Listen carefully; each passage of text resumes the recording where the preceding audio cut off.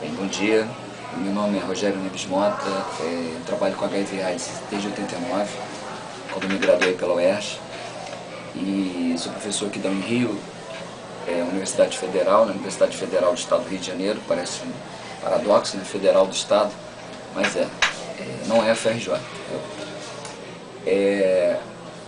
Para a maior parte da população carioca e fluminense, nosso hospital é um hospital só de HIV/AIDS. O que não é verdade, é um hospital geral, um hospital escola, e que o setor de AIDS é o mais conhecido aí na mídia e nos pacientes em geral e familiares. Aqui nossa equipe é relativamente pequena em proporção do número de profissionais que trabalham aqui no hospital, que é ligado ao Unirio, né? Nós recebemos verba do MEC e do SUS. Nossa equipe só tem 10 professores e 2 médicos, somos 12. Alguns com carga maior, e eu sou aqui o que tem carga de assistência maior. Tanto com aluno como com prevenção e atuação dos pacientes. No Brasil hoje, basicamente a gente tem em torno de 350 a 400 mil casos de HIV notificados. Esse valor pode chegar até 700 mil em casos não notificados, tá? É chamado a ponta do iceberg. Quer dizer, o que está abaixo do iceberg, perdão. Em tratamento, a gente tem um valor em torno de 200 mil pacientes, tá? Esse tratamento é livre, independente de qualquer tipo de condição social ou financeira, desde a pessoa que tem um nível socioeconômico alto ou bastante alto, até os que são completamente desprovidos de algum tipo de assistência do Estado, renda, com ou sem Bolsa Família, e por aí vai. Por aí vai. Então, a questão é a seguinte, o acesso é universal, tá? E gratuito, totalmente gratuito. Isso acontece aqui no Brasil. Nos Estados Unidos, as pessoas têm que ter aquele plano de saúde com algum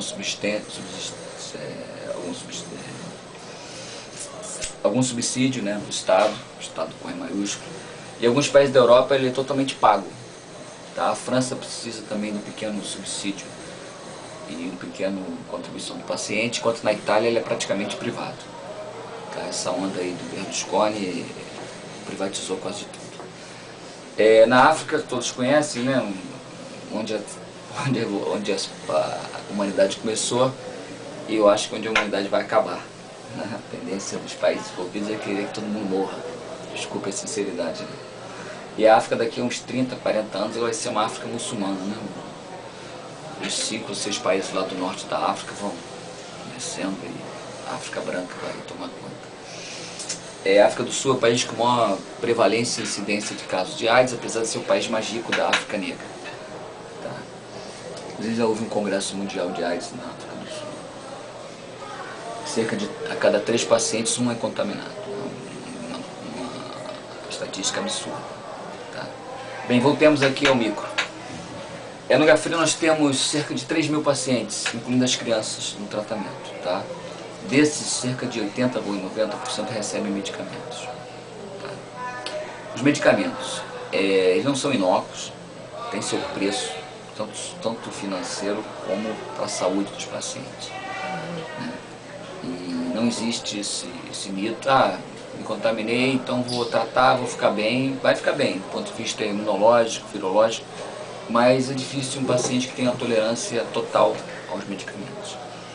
Tá? Isso gera problemas na forma do paciente, na forma física, e às vezes uma coisa bastante deformante. Existe uma entidade chamada lipodistrofia. Os pacientes ficam com desproporções corporais bastante intensas, tipo pescoço de lutador de jiu-jitsu com com o rosto totalmente emagrecido, né? Essa região das bochechas, que os médicos chamam de bola gordurosa do bichá, some. A gordura das têmporas some. Às vezes a pessoa não consegue nem botar o óculos. O abdômen aumenta muito e os membros diminuem. Braços, pernas, coxas, antebraços, uma redução violenta nesse público. E mulheres ficam com as mamas enormes, à la americana. À la americanas, com as nádegas praticamente desaparecidas. Quer dizer, uma americanização das brasileiras, que justamente é o contrário, né? Desculpe, o termo shape delas é diferente, né? Uma mama um pouco menor, com um bumbum maior. Aí isso aí inverte.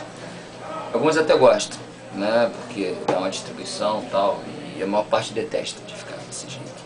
Tá? Existem algumas medidas paliativas para isso, troca de remédio que causam menos esses problemas, ou a chamada bioplastia, que não é uma plástica, mas se injeta uma substância chamada metacrilato, ou PMMA, que principalmente na face dá um resultado muito bom. É definitivo, não é um silicone, mas é uma substância plástica que faz um preenchimento. E aqui no hospital o SUS cobre. Tá? E um especialista aqui, o Dr. Márcio Serra, faz isso muito bem.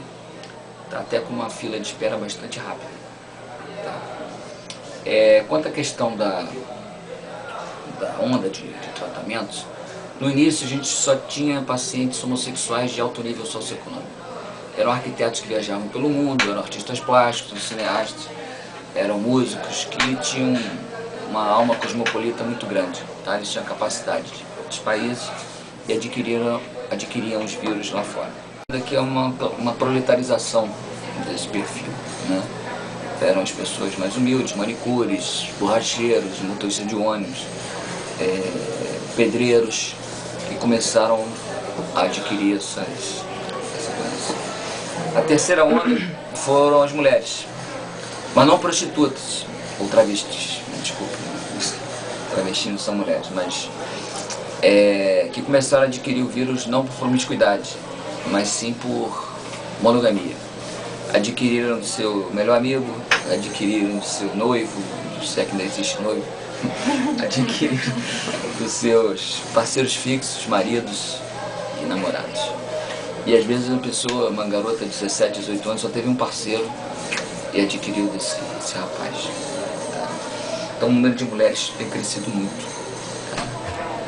Tá? A questão das estatísticas, o número de heterossexuais tem crescido exponencialmente, é verdade. Mas às custas das mulheres. As mulheres lésbicas ou com atividade homossexual não pegam HIV. Elas têm que ter uma relação heterossexual para adquirir, já que é uma doença tipicamente transmitida pelo esperma, pelo sangue, né? Depositado na vagina ou no ânus. A quarta onda, eu diria que são os idosos, ou pacientes na terceira idade, né? Que não tem a cultura da camisinha, com o advento dos aditivos sexuais aí, de Viagra, Levitra, Cialis, melhoraram sua performance sexual e começaram a atuar aí, e as mulheres ficaram mais expostas, idosas, às vezes separadas, 35 a 40 anos de casamento, resolveram curtir a vida e aumentar o número de parceiros que eram muito pequenos durante a sua vida. Nesses bailes da terceira idade, e a promiscuidade é tão grande igual a adolescentes. Só que os adolescentes às vezes vão na micareta e só beijam na boca. E os velhinhos partem finalmente. Tá? Velhinhos não, pessoas de mais de 60. E agora a nova onda são os jovens adquirindo de novo. Eu tenho recebido aqui garotos de 18, 17, até 15, que se contaminaram, mas como se não tivesse acontecido nada, como se tivesse ido comprar pão na padaria. Sem nenhum tipo de remorso, medo, nada disso. A gente estava falando aqui em off que essas pessoas não viram o sofrimento de alguns ícones aí da mídia, do mundo artístico, como Fred Mercury, Renato Russo, Cazuza, Lauro Corona e tantos outros.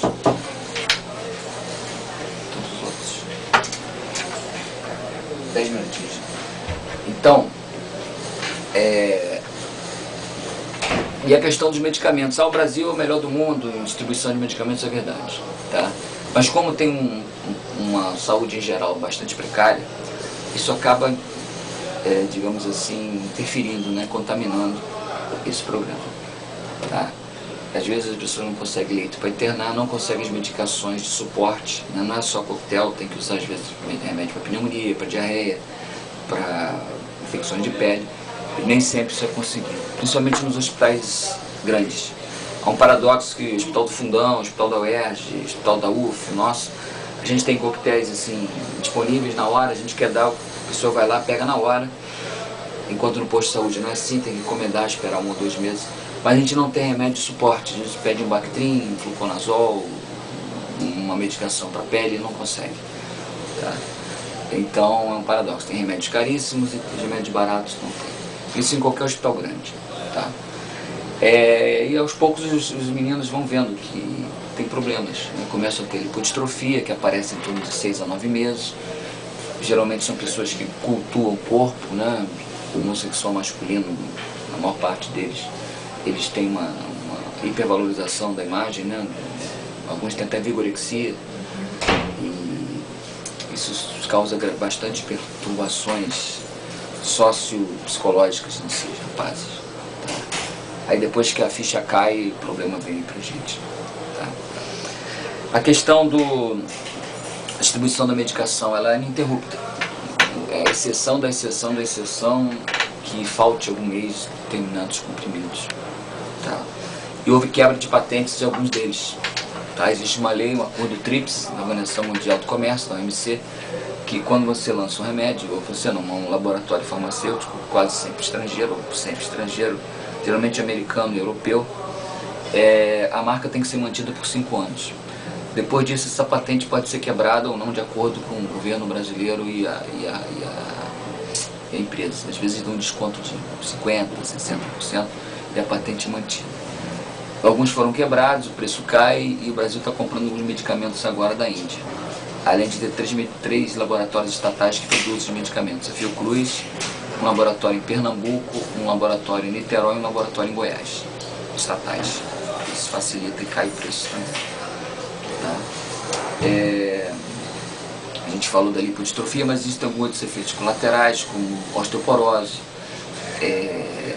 acúmulo de gorduras no sangue, tipo colesterol vai lá em cima, triglicerídeos vai lá em cima, que aumenta o risco de doenças cardiovasculares em pessoas jovens. Né? Outros efeitos colaterais mais raros, poderia enumerar aqui, e acho que não vem muito ao caso. A questão existe uma questão de ter o vírus do HIV e ter AIDS, não são sinônimos. Todo mundo tem AIDS e tem o vírus do HIV, mas nem todo mundo tem HIV tem AIDS. Cerca de 8% da população branca não desenvolvem AIDS nunca, ficam soropositivos para HIV, mas não vão desenvolver AIDS nunca vão ter queda dos linfócitos, da imunidade, e a carga viral nunca vai aumentar. Então a gente acompanha esses pacientes, eles não recebem remédio porque não devem.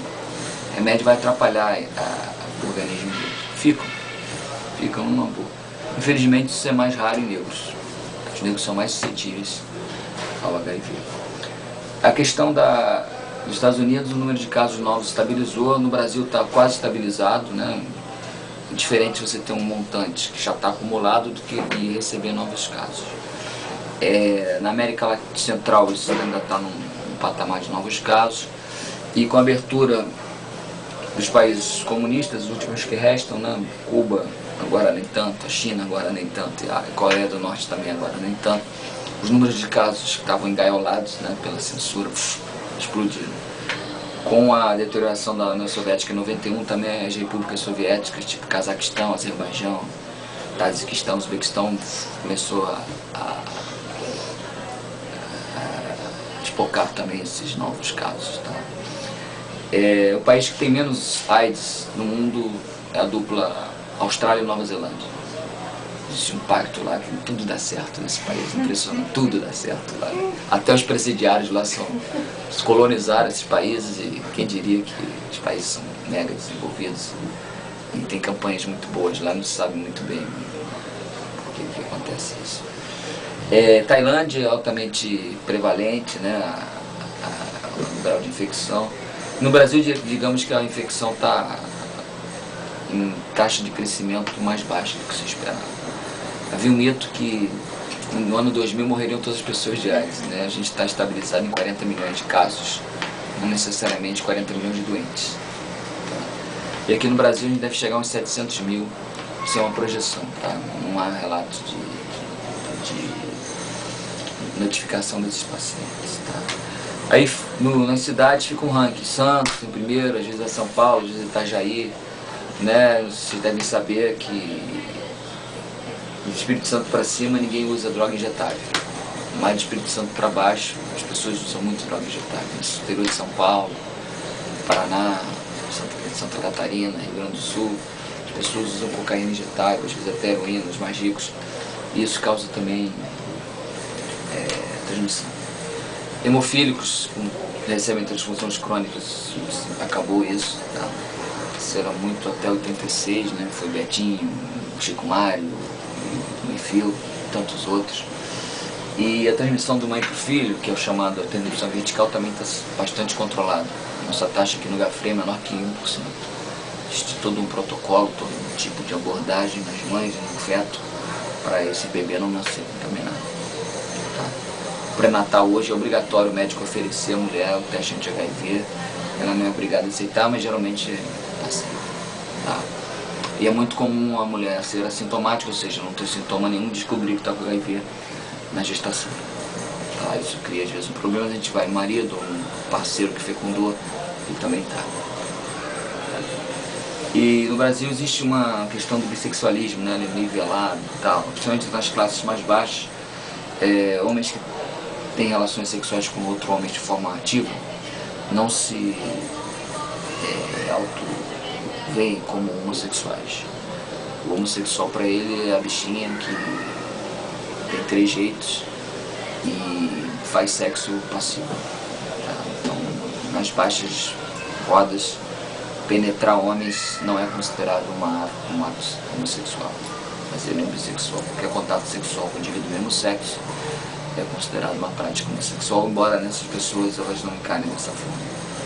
Porque ele bate na mulher, se veste como homem, fala grosso, bebe com os amigos, joga futebol, ele acha que ele não é homossexual, tá? Mas ele é um bissexual. Pode adquirir o vírus nesses atos e transmitir para suas mulheres. Geralmente é o que acontece. Tá? E o alcoolismo associado à cocaína, o paciente fica totalmente fora do ar, comete atos que às vezes ele nem se lembra mais. Né? Uma festinha, uma esticada de um bar e começa a ter relações sexuais múltiplas, homens, mulheres, enfim. No dia seguinte lembra, não lembra, finge que não lembra e se contaminou nesse evento. Então é uma doença extremamente complexa, a gente estava conversando agora há pouco sobre a biologia molecular da coisa, cada semana ou cada mês surgem novos remédios, né, que a imprensa brasileira em 96 batizou de coquetel. Hoje nem tanto, mas no começo, doutor, eu quero coquetel. Ele achou que era uma pílula com rótulo escrito coquetel, né, via na caixa. Mas doutor, isso não é coquetel, não está escrito coquetel. Na verdade é praticamente uma gíria, um neologismo. São vários remédios associados, tá? Hoje usa-se pouco esse termo. Tá? Para tratar hoje o HIV você precisa de pelo menos 3 remédios. Tá? Os que estão resistentes, não tudo é maravilha, né? Às vezes a gente usa certinho o remédio no paciente, mas o vírus fica resistente, o vírus é muito mutante. E aí a gente tem que dar uma mexida, fazer um exame chamado genotipagem, para descobrir qual é o melhor remédio para ser usado nesse paciente. Às vezes não tem nenhum mais. O escopo da entrevista, eu creio que vocês têm me dito, é a questão do jovem, né? A nova onda de jovens se contaminando. Quem está mais antenado já deve ter lido na imprensa leiga, isso está acontecendo, né? São festas, eventos, saunas, enfim, terríveis, que as pessoas têm relações sexuais entre si, a esmo, pessoas que não se conhecem e sem preservativo. Tá? Com eliminação de sêmen no âmato dessas pessoas, mulheres, homens, e isso acaba obviamente gerando contaminação, que naquele grupo de 10 a 15, pelo menos 1 ou 2 deve estar contaminado, e há uma troca incrível de parceiros. É praticamente uma prática de roleta russa e as pessoas, desculpe, não estão nem aí. Daí chegam para você com o exame, porque faz, porque se arrepende, fica curioso, e esse exame vem positivo. Então, basicamente, é a questão da AIDS anda em ondas, né? Caminha em ondas, assim caminha a humanidade em ondas, né? Começou com os ricos, famosos, cosmopolitas, depois proletarizou, depois vieram as mulheres, depois vieram os idosos, as gestantes, e agora os novos jovens, os jovens que estão sendo contaminados, por não ter visto passado recente ou tanto longínquo de pessoas famosas que padeceram na época que não existiam remédios, certo? Se vocês quiserem perguntar mais alguma coisa, estou pronto a responder. E como que é o tratamento dos jovens aqui no hospital? Geralmente o jovem ele se contaminou há pouco tempo, tá, então não deu tempo de ficar doente, ou pode ser que ele não vá ficar doente nunca. Então a gente faz um acompanhamento de laboratório. Tá? Tem dois parâmetros clássicos, a contagem linfócito, CD4, que é a célula de defesa, mais ou menos a gangorra. Tem que torcer para um lado estar assim, e a carga viral do HIV, que é a quantidade de vírus no sangue, tem que estar assim. Quando começa a inverter, é hora de começar o remédio. Ou quando o paciente adoece, independente da gangorra. Tá? Mas esses jovens geralmente chegam com a gangorra do lado bom para eles, CD4 lá em cima. E aqui o CD4 não cai tão rápido, geralmente demora 5, 6 anos para ter problemas. Ou menos, e pegar um cepa viral mais agressivo. O carga viral também é mais baixo. Então a gente vai controlando, alguns precisam tomar remédio, outros não, e assim vai. Não é receita de bolo, com certeza. Entra os protocolos, os guidelines, mas entra também muito ars curandi, né? Arte médica, o estado da arte que a gente personaliza para cada caso. Qual que é a média de idade que estão se vendo agora nesses novos Era jovens? 40 anos, mas com o advento dos idosos e dos novos, mais ou menos continua nessa fase, né? Porque compensou, né? Aumentou de idosos, diminuiu os custos dos novos, aí ficou mais ou menos em 40, topo, pico, 40 anos. Mas desses novos jovens agora que estão vendo? 15, 18, 17, e meninas também. Porque é uma tendência a menina arrumar um namorado e transar a primeira com camisinha, a segunda com camisinha, na terceira já ficou confiante e não usa mais preservativo. Tá? E qual o índice de mortalidade, desculpa? É baixo hoje. Tá? E como eu te falei, não é por falta de coquetel, é por falta, às vezes, de estrutura social. O indivíduo mora numa casa muito precária, um barraco, com 10, 15 pessoas, não tem lugar para dormir, não tem como se alimentar, rato, barato. Então a AIDS é só mais uma desgraça na vida dele. Desempregado, subempregado, vende bala no sinal, vive de alguns furtos, e com bolinha e tal, miseráveis mesmo, né? O Brasil nunca teve rico lá em cima, né? Macroeconômico, mas a meu ver nunca teve tão pobre aqui embaixo. Tá? Não sei se isso vai acontecer um dia, daqui a riqueza lá de cima e aos poucos sendo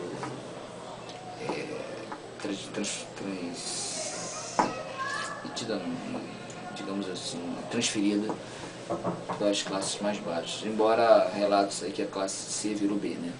A classe D virou C e a classe E virou D. Então, que não deixa de ser uma boa notícia, né? A gente compra uma televisão, um DVD, TV a cabo, embora seja gato, mas por aí vai. Tá? Para fechar, então, a questão da doença que está aí, hoje é uma doença considerada do rol das doenças comuns, está completando cerca de 25 anos e foi agregada a outras doenças como sarampo, gripe. Só que pouquíssimos médicos dominam, pouquíssimos. Tá? No Rio de Janeiro, em torno de 100. Tá? E assim vai. Okay? Obrigada.